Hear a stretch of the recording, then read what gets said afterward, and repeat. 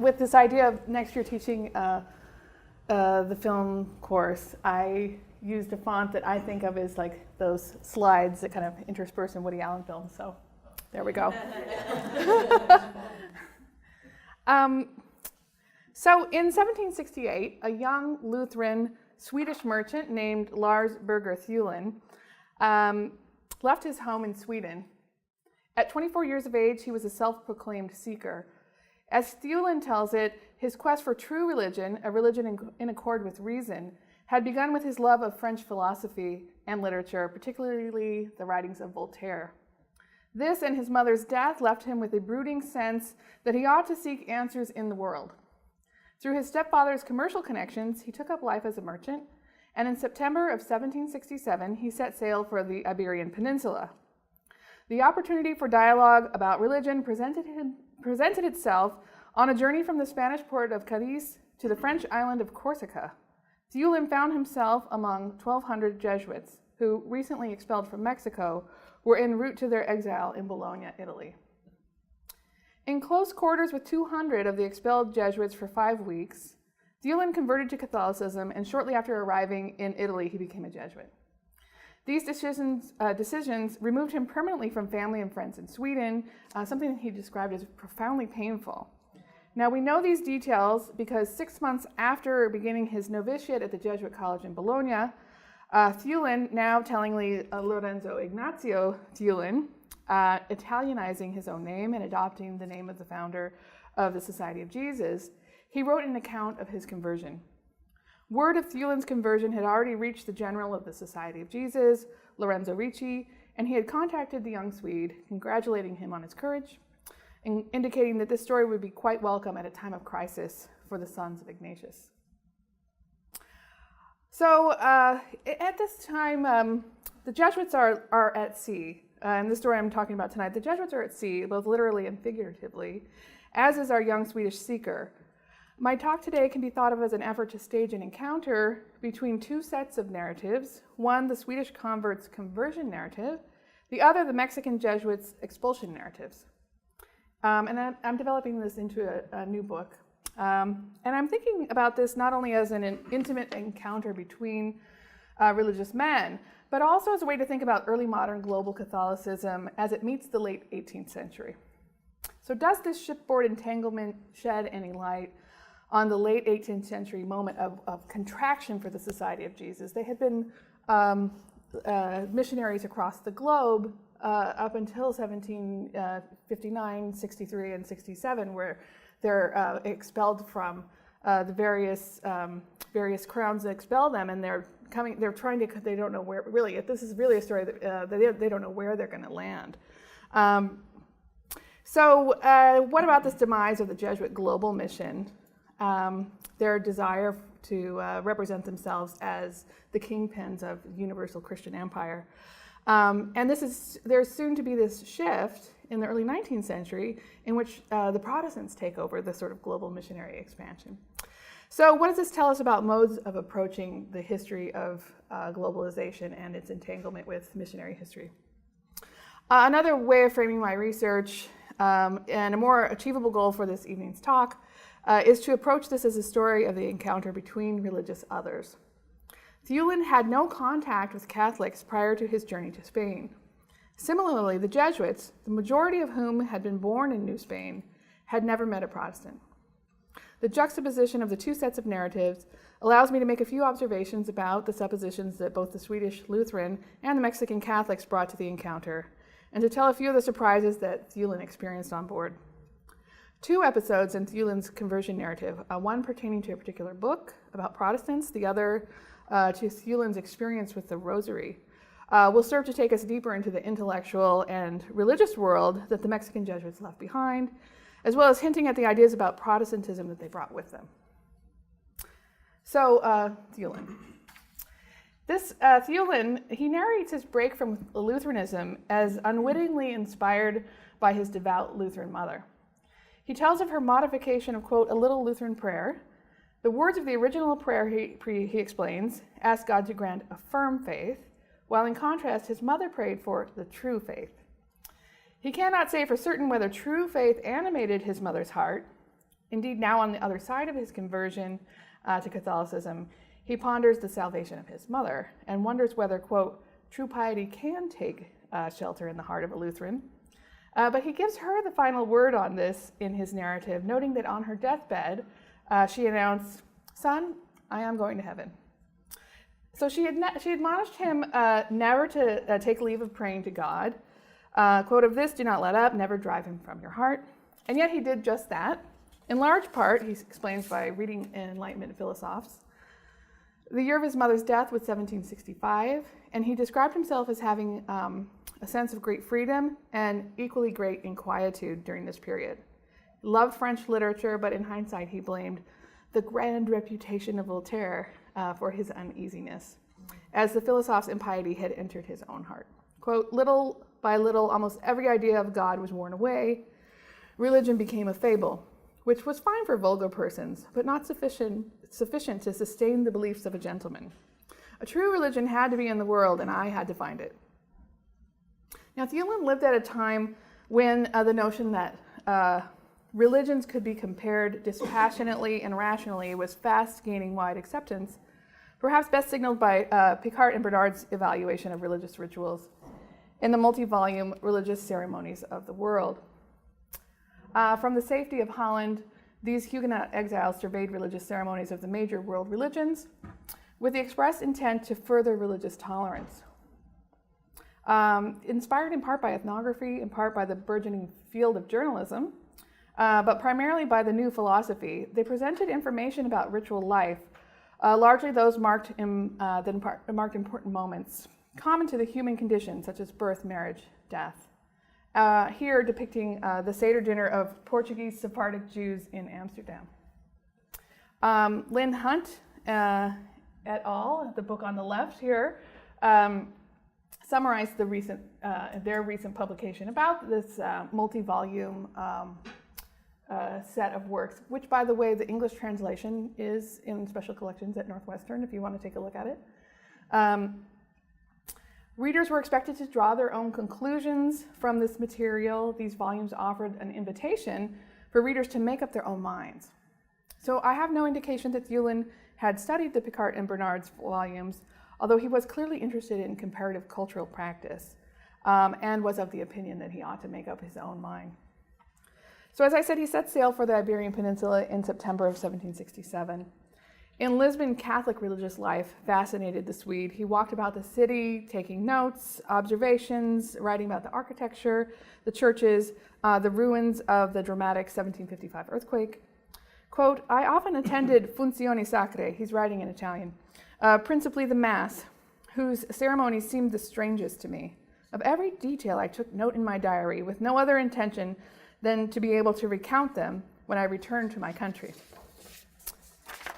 Well, he never does return to his country.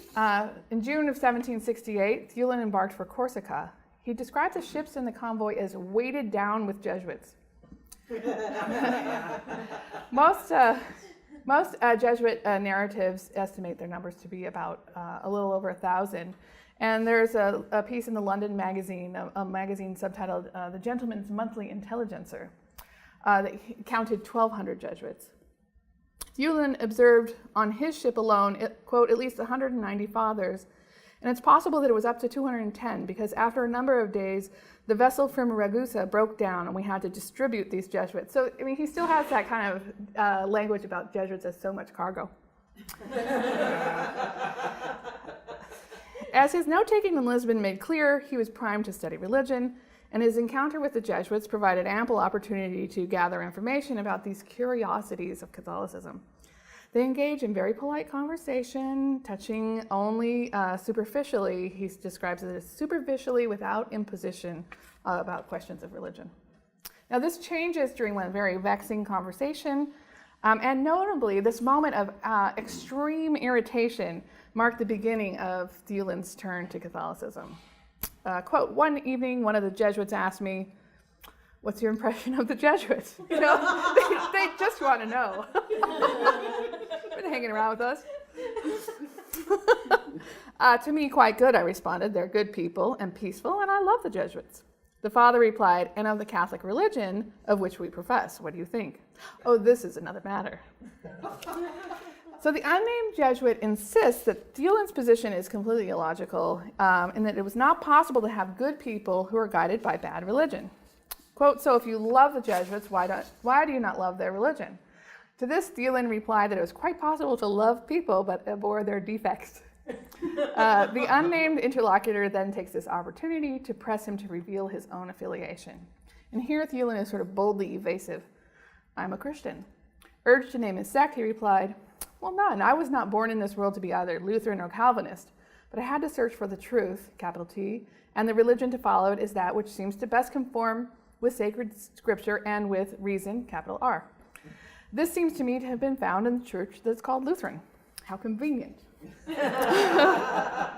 Honing in on Thielen's sentiments about reason, this unnamed Jesuit issues a challenge. If Thielen can be persuaded that Catholicism is the one and true religion, the source of truth and health, would he be content to embrace the Catholic religion? Here, Thielen replies that not only would he be content, but this would be the correct choice, and for this he would be eternally grateful. But he added, "I believe that your work will be received in vain. Your religion seems to me far too Mahometan and irrational." The conversation became much more heated here, and they debate the Catholic position on reading scripture in vernacular languages. Thielen contended that this point of Catholic doctrine rested upon, quote, "insufferable arrogance that deprived these, quote, vulgar persons of the power to examine the fundamentals of their faith." Now to this unnamed Jesuit basically shrugs his shoulders. "Ma che," he says. This is the Italian for "so what?" And then more angrily, "We are the church that's founded by Jesus Christ. We are meant to believe the follies of the malevolent Luther who's worshiping the devil in hell." So emotions were already running high. Yeah. And as Thielen puts it in an idiom that marks his historical context, these last words fell like many sparks of fire near the powder of a harquebus. So it's at this explosive moment that a different figure appears on the scene. Quote, "Stepping forward with some uncertainty was Father Emanuele Iturriaga, native of Puebla de Los Angeles, or as others say, the City of Angels. This dignified father, who had to be, by divine intention, as I express myself, my own Ananias, he had conceived an ardent desire for and a living faith in my conversion." Father Iturriaga saw how distressed the young Swedish youth appeared and stepped in to resolve the tension, assuring Thielen that the other Jesuit words had been inappropriately spirited. Thielen was moved by Iturriaga, describing him as having, quote, "a manner and words so sweet that this was enough to placate me." The Swede was strengthened by this budding friendship with Iturriaga, who invited him to share in the afternoon ritual of drinking Mexican hot chocolate. From this moment forward, Iturriaga continued to cultivate me, this is Thielen, treating me with extreme affability. He often invited me to join in their chocolate break and gave me from time to time little gifts. For these tokens of affection, I bore him great affection, nor did I have difficulty with him in discussions about religion. I always disagreed and defended myself as best I knew, without ever ceding, unless obliged to do so by reasonable evidence. So Iturriaga set a certain mood, brought with him a spirit of conviviality that kept the two men together and communicating, even when they disagreed on particulars. Or was it the chocolate? As is well known, cacao was a New World commodity and an important part of Amerindian ceremonial life. There's evidence going as far back 1100 BCE. That's the earliest known date for ceramic vessels that show traces of chocolate preparation. But people assume likely well before that. The red frothy drink had been a key element of rituals of exchange, along with tobacco, among Spaniards and indigenous Americans. And the Spaniards don't often talk about how they eat when they're attempting to conquer the Americas. But they're fed by local women, usually, who are preparing them local food, including Mexican hot chocolate. So the Spaniards develop a taste for it, and despite worries about how it fit into the feasting and fasting of the Catholic Church. So here, this is some cacao beans in the background. And this is an ancient Zapotec chocolate vessel. But they do have a few questions about and worries about how the consumption of frothy hot chocolate fits into the feasting and fasting of the Catholic Church. This is a treatise on where this writer Leon Pinelo, a Spanish writer in the 17th century, is debating with another person about whether it's food or is it drink. Does it break a fast? He lands on the side of the fact that it's food and therefore it does break a fast. There's other authors who say, no, it's actually a beverage and so it doesn't, and so on and so forth. So should you drink it on Good Friday? Well, we just bypassed the hot chocolate, went straight for the wine.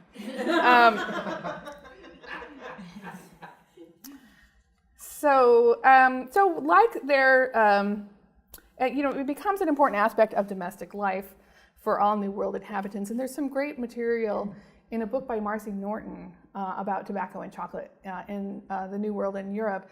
And there's also some other great data about the hundreds of pounds of chocolate that religious orders consume over time. And one of the things I've been looking at are the Jesuit inventories of what they're allowed to take with them and what they bring with them as they're expelled. And each and every one of them has a certain amount of tobacco and chocolate. So like the Creole and Native American predecessors, chocolate is esteemed for stimulating the brain, eliminating fatigue, creating feelings of happiness, exciting the libido, and ameliorating digestive difficulties. In the case we are examining here, one could surmise that it might put one in the mood for continuing conversations about religion. As Thulin writes, there were some Swedes on the ship, but I remained only with the padres. I took on the color of their language. And thus we have the beginnings of a spiritual and intellectual friendship, the hinge upon which Thulin pivoted towards Catholicism. The relationship had its difficulties. One that I've written about elsewhere is quite interesting. He and Iturriaga at the beginning have no shared language in common. Thulin can't remember his Latin. He has some French. There's some translators who are working from French to Spanish. Thulin doesn't know any Spanish. And another roadblock is the captain of the ship, who proves to be a nuisance to Thulin. He's a Lutheran himself, and he attempts to dissuade the younger man from fraternizing with these Catholic men, cautioning him that, quote, the Jesuits would have me hooked and fastened with their sophism. And to Thulin, this is all just solemn nonsense. So what do we know about the Mexican Jesuits with whom Thulin became so entangled on the ship from Cadiz to Corsica? So let's begin with the circumstances that made possible Thulin's conversion. That is, an edict issued by Carlos III in 1767, ordering the expulsion of the Society of Jesus from all Spanish holdings, a circumstance that dramatically transformed the Society's spiritual and intellectual engagement with the world. The Jesuits from the Mexican province were among 2,000 members of the Society of Jesus expelled from the Americas. No longer far-flung global missionaries, the Jesuit exodus meant that their world stage was about to shrink to the size of the Italian papal states. And even this would not last long. The society itself was suppressed by papal bull not 5 years later in 1773. Former Jesuits, Thulin would soon count among their numbers, signed their letters ex Jesuita, and from 1773 until the society was restored in 1814, Bologna and Ferrara formed something of a holding place, chock full of exiled ex-Jesuits from the Iberian empires. Now, in writing his conversion narrative, Thulin only mentioned the fact of the expulsion, offering no details about this epic journey that his new Jesuit friends had made. And he must have heard the stories. At each new landing place in this exhausting journey, from those in the Mexican province, from Veracruz to Havana, from Havana to Cadiz, from Cadiz to Corsica, from Corsica to Bologna, well over a year of journeying and waiting.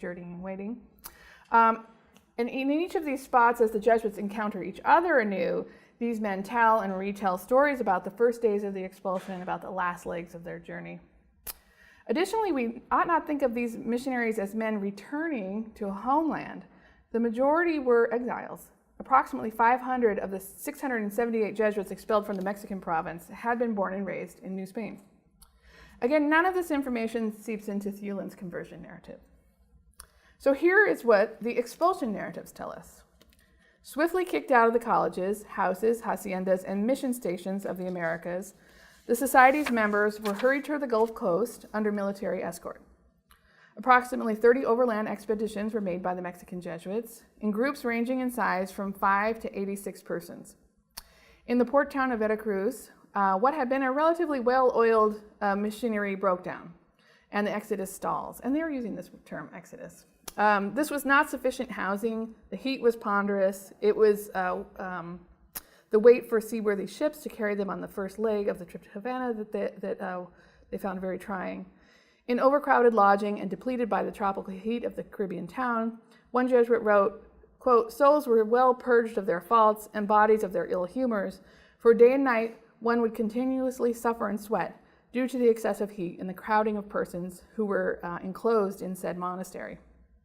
Many Jesuits sickened and died of the vomito prieto, the dark vomit that signaled yellow fever." And this is prior to the many near catastrophes that accompanied their transatlantic journeys. There were eventually 22 embarkations from Havana for Cadiz between 1767 and 1768, followed by another 4 months of limbo in the port of Cadiz, Spain. And here the themes are much the same. Cramped conditions everywhere, worse for those who are accommodated at the hospice, better if you're housed at a monastery. And more than one Jesuit writes in gratitude for the fathers of San Francisco who care for them, quote, "not with the strictness of their rigid poverty, but with the caja real wide open. We were assisted in everything." So the Jesuit missionaries from Europe who traveled to the Americas when they're making the original outbound journey, if you're a European Jesuit, they were traveling in the company of much smaller groups of missionaries, maybe 10 or 20 Jesuits max. The shipboard experience provided an opportunity to hone their missionary skills, a situation that has been described as a classroom for young missionary men. Liam Brocky writes about Jesuits going to Asia, and he writes, "From stem to stern of each carack laid numerous occasions for preaching, teaching doctrine, caring for the sick, hearing confessions, performing humble chores, and begging for alms. The essential task throughout was raising the tenor of piety on board the ship.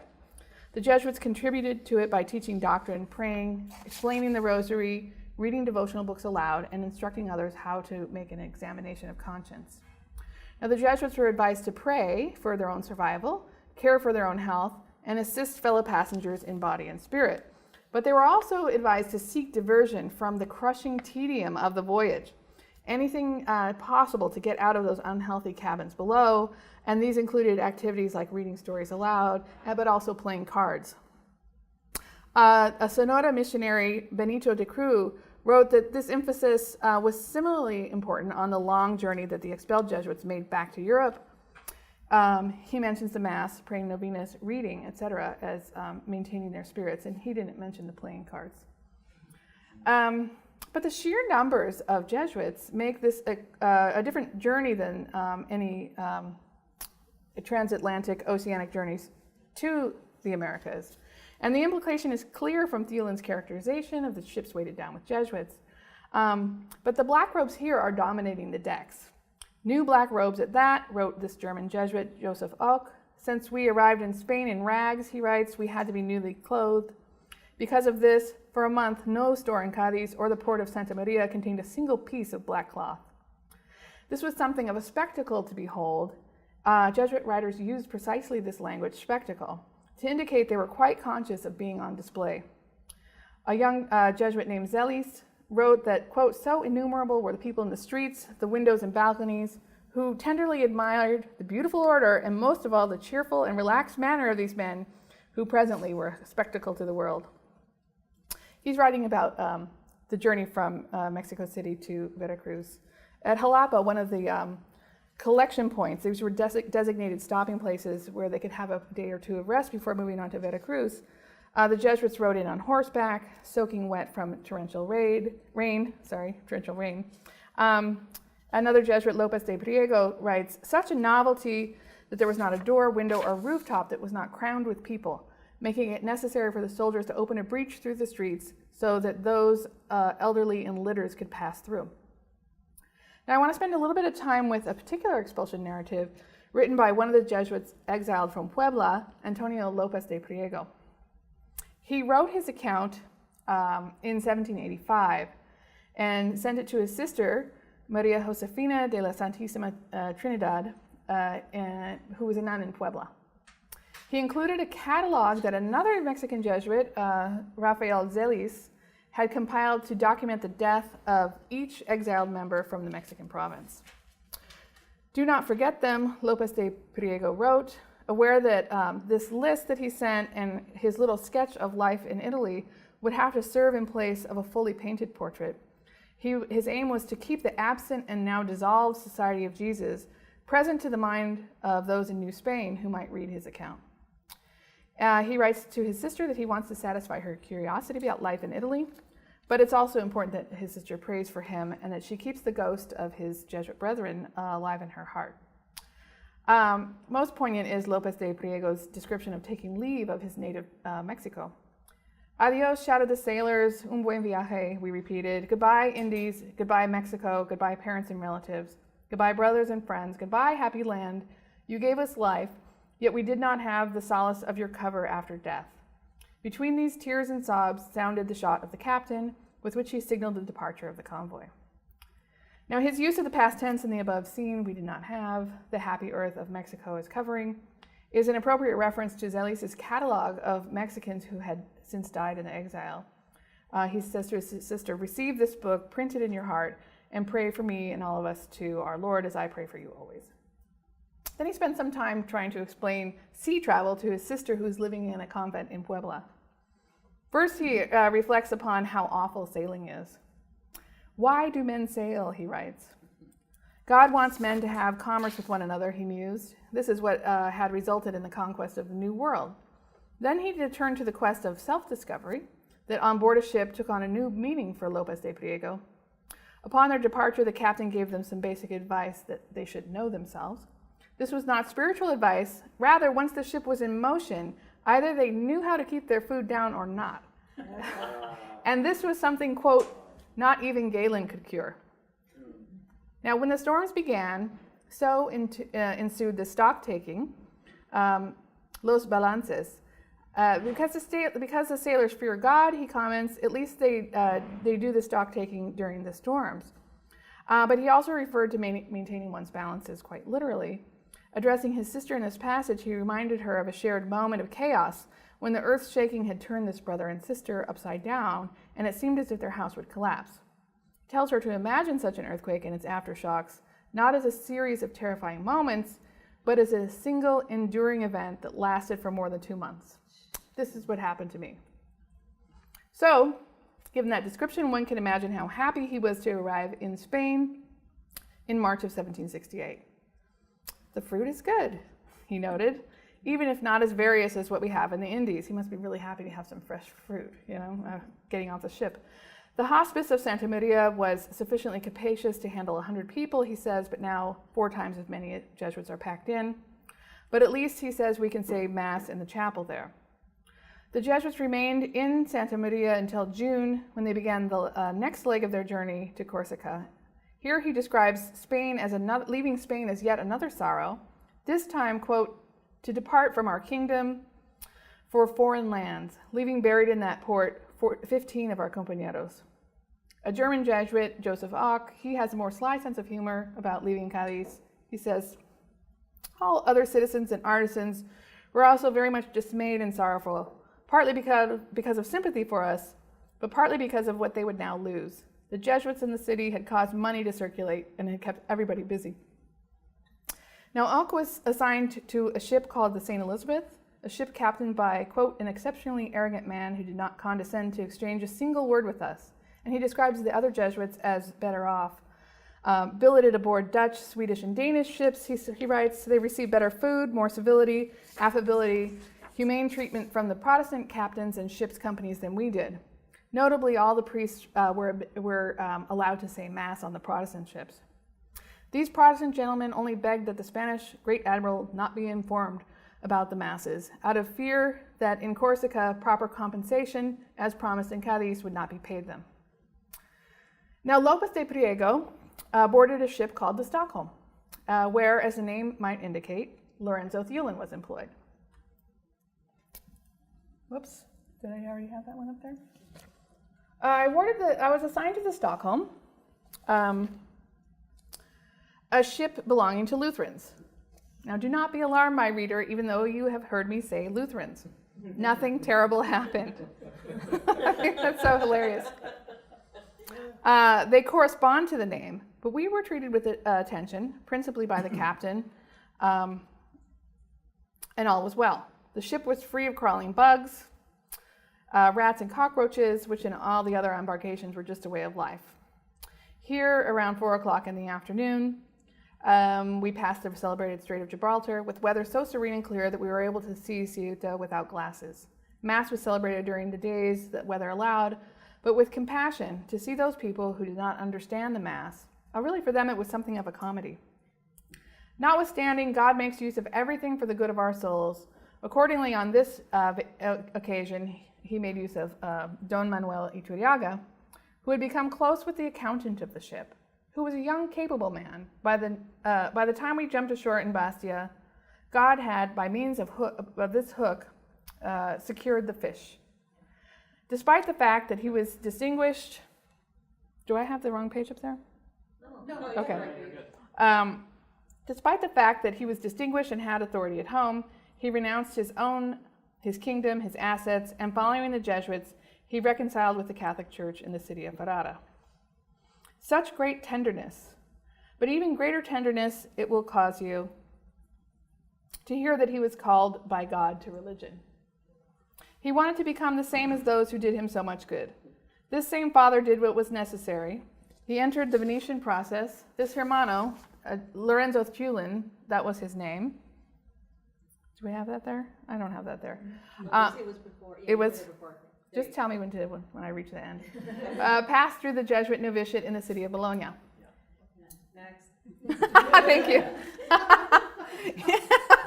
In a manner that was edifying and apostolic, he would write letters to his home for his mother and his family with the aim that they convert. The prize will come in heaven for the father who converted him. For I am told that even in the poverty in which we exist, he sold his clothes in order to maintain his godson before he could enter into the religious life. This digression you will find very satisfying, as well as the fact that in the 300 leagues that we traveled by sea from Spain to La Bastia, we had no particular misfortune. Now, Lopez Priego says no more about Thulin. He moves on to a new topic. A trunk fell on another Jesuit's head. The blow should have killed him, but he's relieved that there were no deaths on this trip. We do not have another sighting of the Lutheran Swede in the Jesuit expulsion narratives, at least the ones I've read so far. So, what did Jesuits like Iturriaga, Lopez de Priego, and the multitude of unnamed Jesuits on board know of Protestants and of Luther? An ocean separated the Mexican Catholics from the religious conflicts that had riven Central Europe. The discovery of pagan souls in the Americas had been understood as compensatory for the loss of souls to the Protestant heresies. Luther was a monstrous figure in both print and in canvas, but also in sermons. He was a metaphor for evil in sermons, juxtaposed against the figure of light, and as we shall see, who is the Virgin of Guadalupe. Mexican Jesuits, especially those born in the New World, had likely never encountered a Lutheran. Yet the idea of Luther, as well as his much maligned image, was a feature of Catholic culture in New Spain. Lopez de Priego's words, "Don't be alarmed," that I just said the word Lutheran, are inclusive of this certain point of view.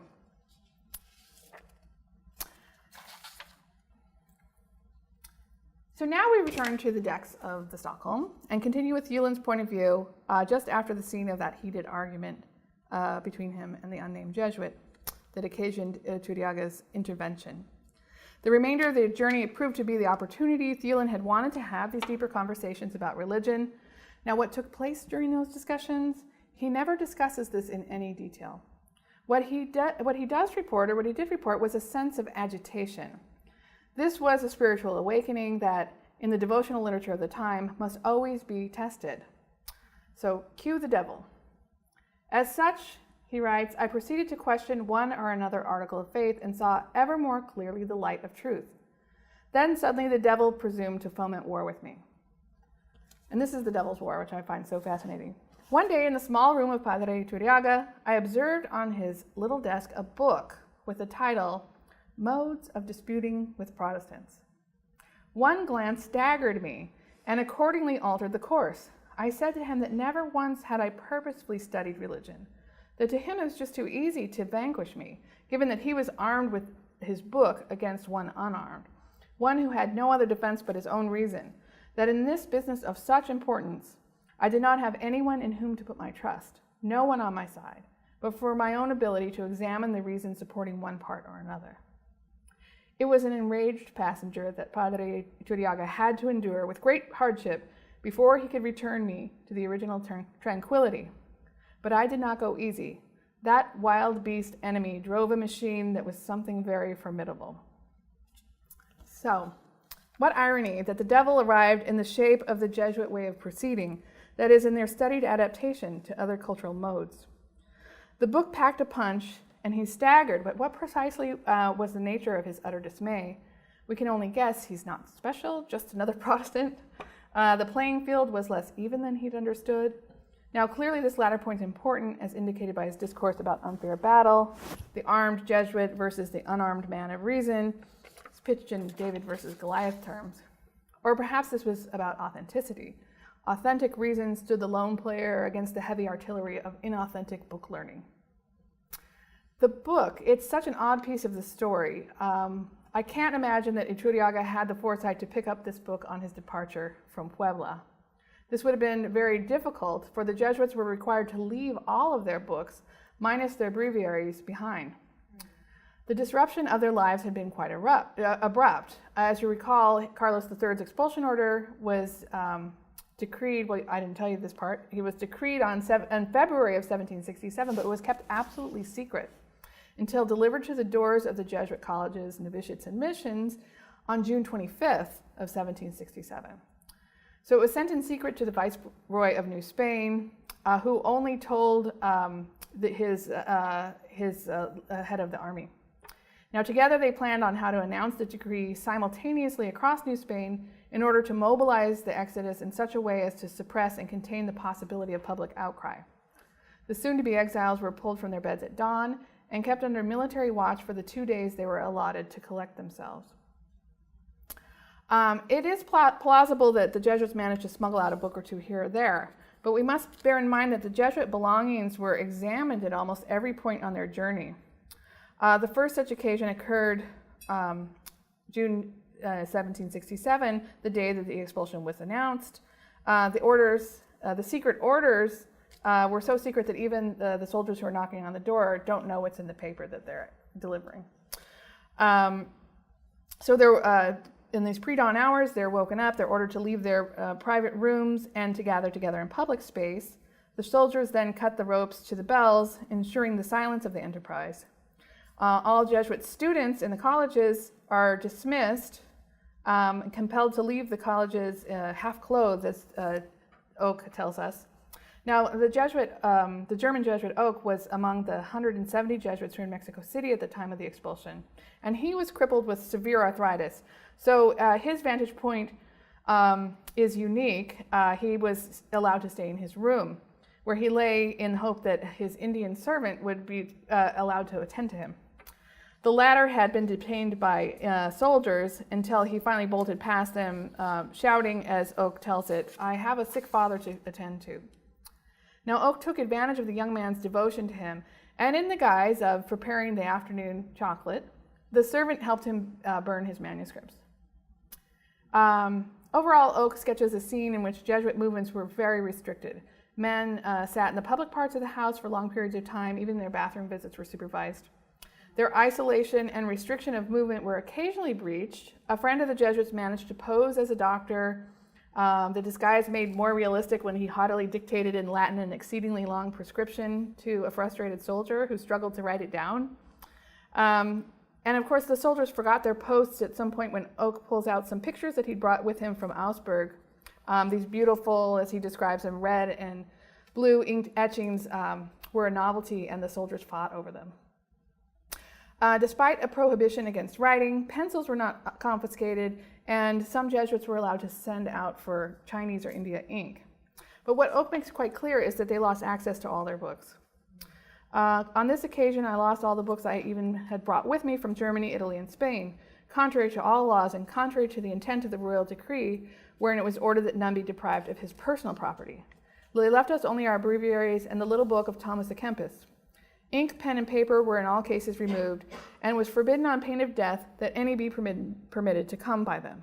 They even cut the blank pages out of the ends of some of the books. Oak's ability to remain in his room was rare.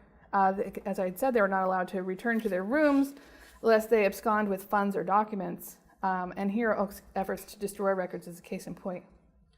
Most Jesuits were compelled to remain in the public area until enough carriages were pulled together to get them to Veracruz. And it was a task made more difficult because some carriage owners were fond of the Jesuits, or others were fond of their carriages, and they thought they would be ruined if they were donated to this cause. Would it have been possible to pick up any books along the way?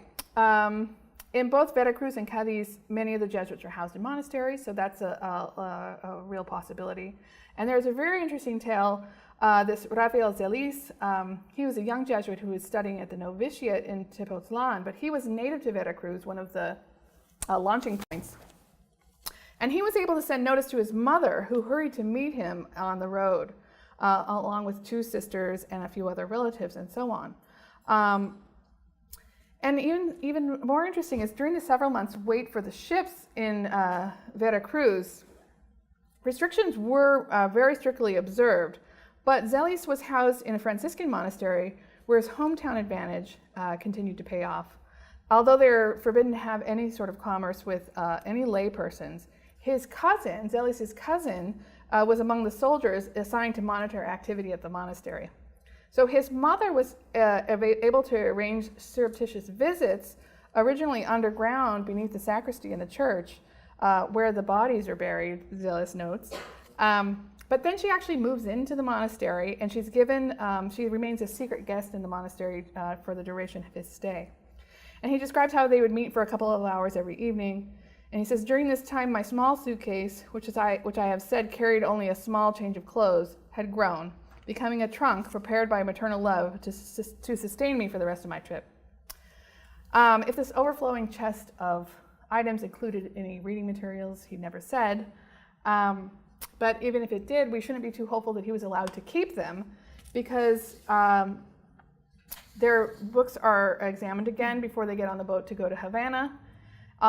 He says all papers were inspected, sermons, letters are confiscated, even general confessions were collected and not returned.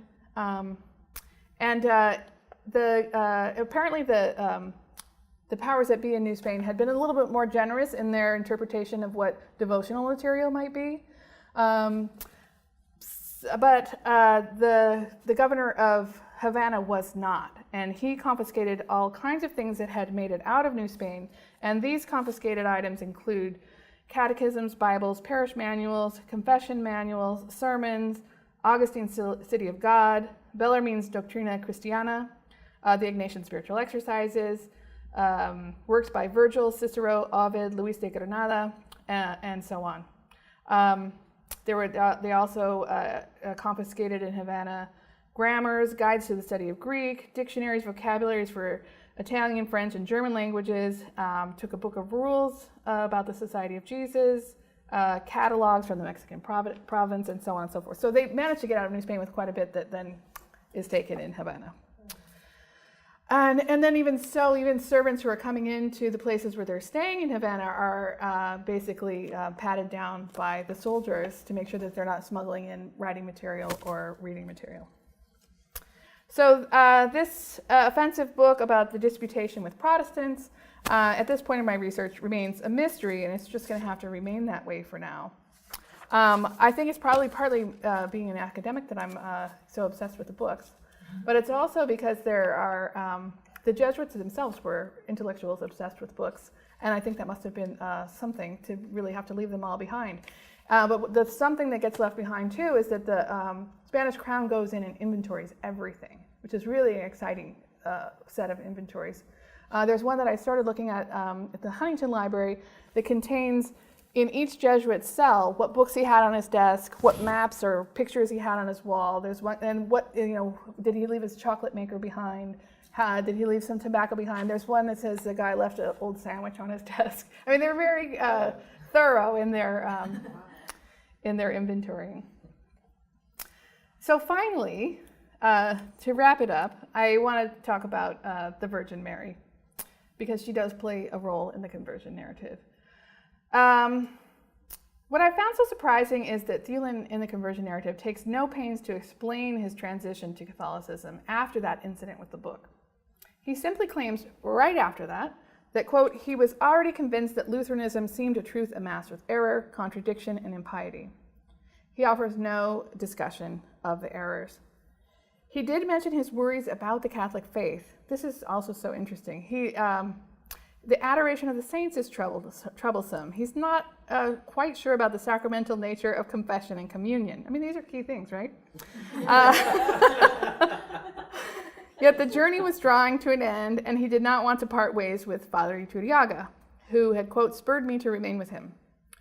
That Thulin deemed this change of life a real possibility, that he'd begun to feel a sense of security about his chosen direction, was another invitation for the devil to put him to the test. And he says, here again, the devil began to fight me. In vivid colors, he made clear to me the consequences that would follow should I change religion, the contempt of my relatives, the exile from the homeland, that I would be reduced to a state of begging. Still, it seemed to me that to flee or escape and to unite myself with the Jesuits would make me odious to the world. I would be reproached. He has like illusions of grandeur. He thinks the whole world, but still. Make him odious to the world.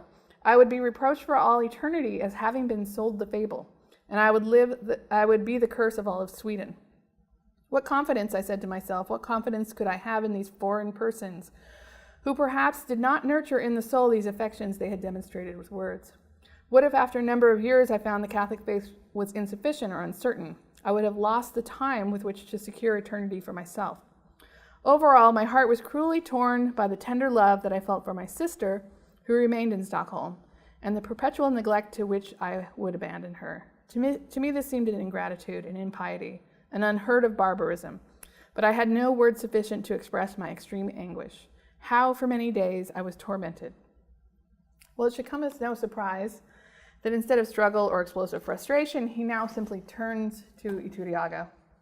I revealed this wound so profound and so painful to the father of my soul, who used every means to cure it. His spiritual father here prescribed frequent yet careful considerations of, quote, the maxims of the gospel, now the sweetest, next the strongest, or the most appalling, end quote. He also made it clear to Thulin that the Jesuits live well and that he would never be reduced to the feared state of begging, although this is a problem once the Jesuit order is dissolved. More poignantly, he offered his own family to Thulin, suggesting that after converting, the young man could journey to Mexico, quote, to his own relatives, where I'd be well off and well treated. Most interesting was Father Iturriaga's sort of money-back guarantee.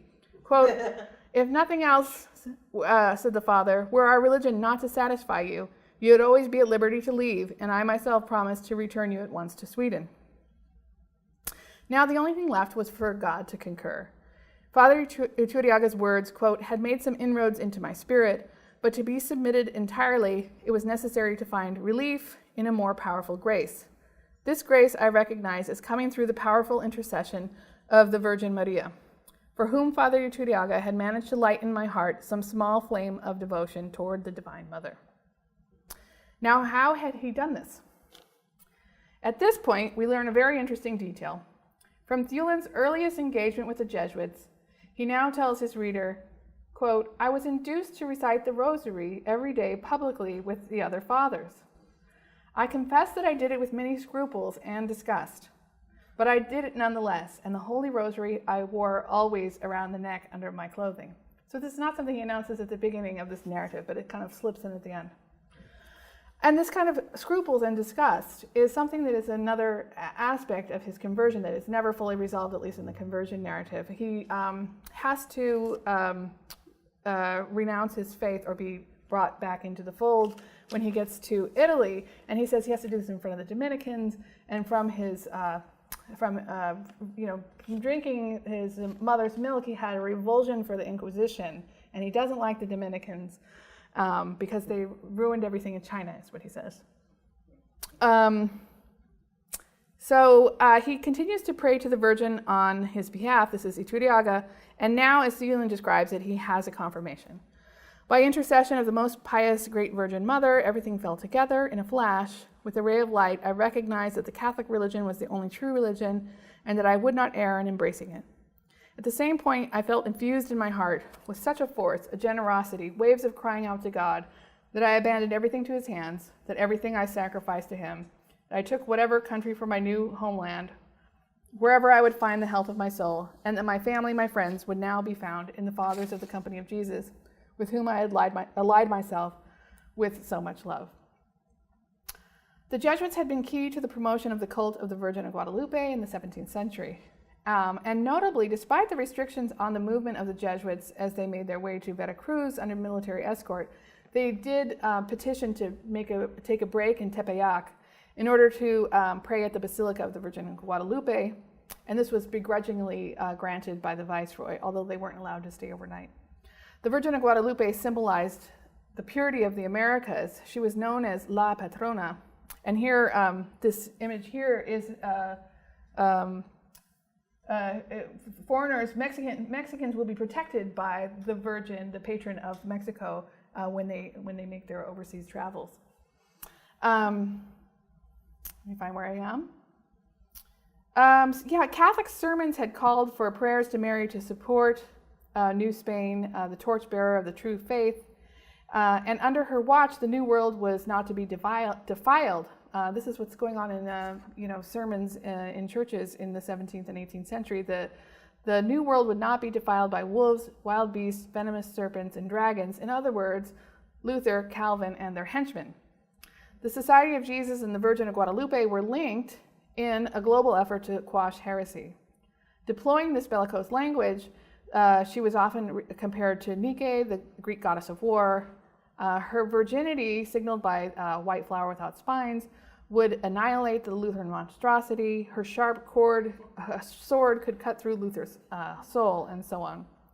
She was the light against the darkness, or the beloved Lucero, who conquered the despised Lutero.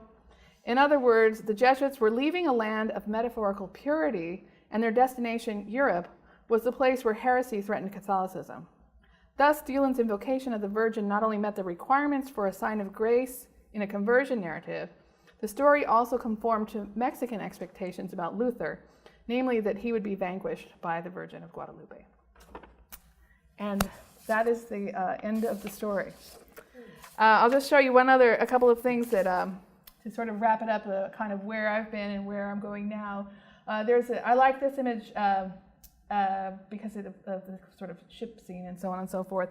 But this is an image that's on the front of my book, a close-up of the image, and this is Ignatius praying under the trunk of the tree that represents Rome. And these ships are on their way, are outbound journeys. This is the sort of Jesuit representation of their global mission. And you can, so this is the part that I just closed up here. And all of these are all Jesuit provinces. All the sundials are Jesuit provinces, and each leaf represents a Jesuit college in the world. And if you look here on the sides, it says, this is all that, it says, praise be the name of God, and gives the language in which each, all the languages in which the Jesuits are preaching around the world.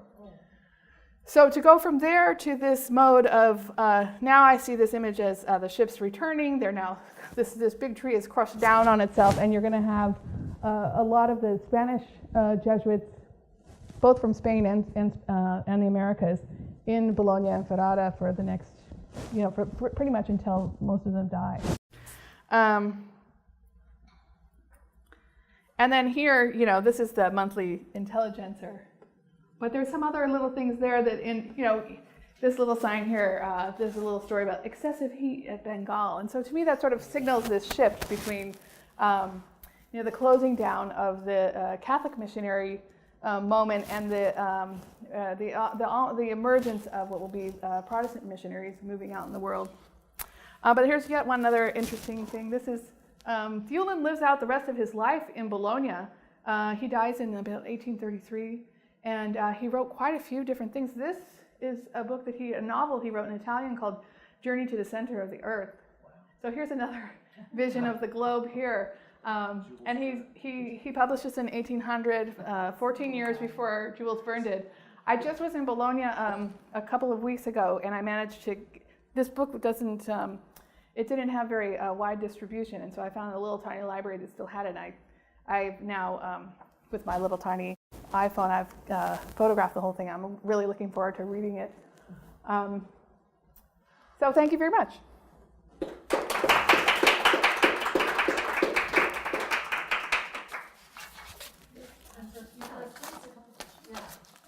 Yeah. Could you say a little more about why the Jesuits were expelled? I mean, what was the background for that? Why were they suddenly under siege? Yeah, there's the European side of the story, and then there's the American side of the story. With the shift and the Bourbon reforms in the 1750s forward, the Spanish crown is trying to gain control of a lot of the real estate and the money-making ventures that are taking place in that are generating cash in the New World. And so the church has a lot of money, and the crown really wants to get a hold of it. And the Jesuits have quite a bit of real estate. I talked a teeny bit about cacao, but they have, cacao haciendas and so on and so forth. In addition to sort of the missionaries, they're fully involved in the economy, real estate, and so on. Not just the Jesuits, but the other orders. The convents are all where you're going to go to borrow money, so on and so forth. So they're making the economy work, but it's not going to the crown. So that's one part of the story. But it's also a story about increasing nationalism, and they're an international order. There's a lot of fights between bishops who have a kind of emerging nationalist point of view. Even in New Spain, there's squabbles between bishops and Jesuits who are saying that the Jesuits are too free to not be subject to local authority. So those are those are parts of the story. In Spain, there's a big riot that the Jesuits are blamed for stoking the fires. It's not clear whether or not that's really So they true. were more or less evil neoliberal globalists, right? Yeah. Okay. I see that. I'm on camera.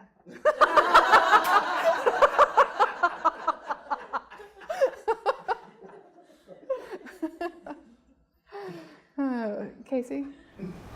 You touched on the linguistic strangeness of Thulin and Iturriaga trying to communicate on the ship, and I see that he's writing in Italian when he gets to Bologna, but could you just say a little bit more about the polyglot situation on this ship? Yeah. It's really interesting, and that's one of the kind of interesting stories too, to go backwards. To go to the end of where this all ends up. So many of these missionaries who'd been all around the globe are kind of excited to meet each other in Italy, and a lot of what's being exchanged is information about linguistics. So how does this really work? How much do you really know about Nahuatl? How does that compare to what I know about this language and that language? So there's that kind of thing going on. But I was really surprised when I was reading the conversion narrative, where it's another one of these asides in the same way that he says, well, and then it turned out I was wearing the rosary the whole time. He's like, and it turns out we really didn't share the same language. But so much, it's really, there's some language cross currents in his conversion narrative. It's all about reason, but all of his conversion, it seems to be an affective story about how he made this very close friendship with Father Iturriaga. Father Iturriaga is almost like the horse whisperer. He just calms everybody down.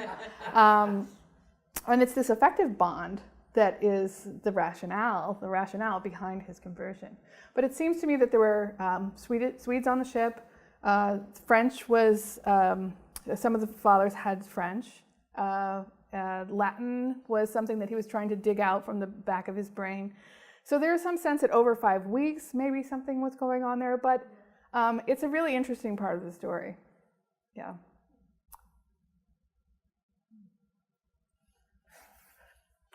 Any other questions? So did Tulin end up staying in Rome, or where did he go after that? In Bologna. He spends all his life in Bologna. He has to leave, I think during the Napoleonic invasion, he has to go to Venice for a little while. There was a moment where he thought he might return to Sweden in some sort of ambassador position, but that never happened. Yeah, so he lives out the rest of his life there. And he writes 4 versions of his conversion narrative. This one that he writes about a year after.